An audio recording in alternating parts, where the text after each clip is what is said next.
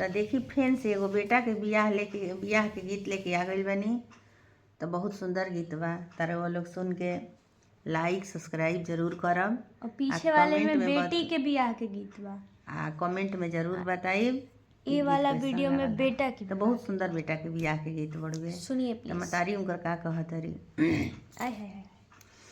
बाड़ा रे जतने हम पोसलो परे उआ सुगावा से हो रे परे उआ उड़ी गइले त पिंजड़ा मोर सुन भइले से हो रे परे उआ उड़ी गइले त पिंजड़ा मोर सुन भइले बाड़ा रे बाट बटोहिया त तू हमरो भैया लगब एही राहे देखल परे उआ सुगावा पिंजड़ा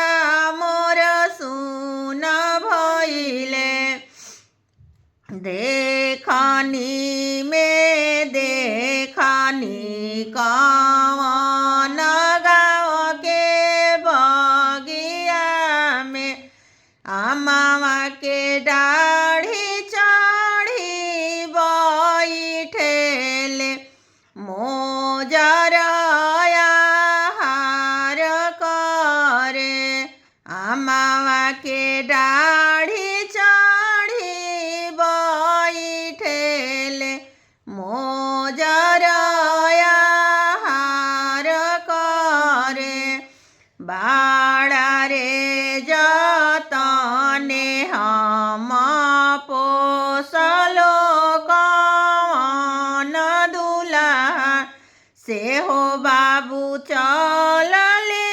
ससुरारी घरवा बंसहर मोर सुन भइले से हो बाबू चलले ससुरारी घरवा बंसहर मोर सुन भइले बाट बटोहिया त तू हमरो भैया लगब एही राहे देखल कवन दुल्हा बंसहर मोर सुन भइले एही राहे देखल कवन दुल्हा बंसहर मोर सुन भइले देखनी में देखनी कवन समधि के माड़वा में लाली रे गलई चढ़ी बैठेले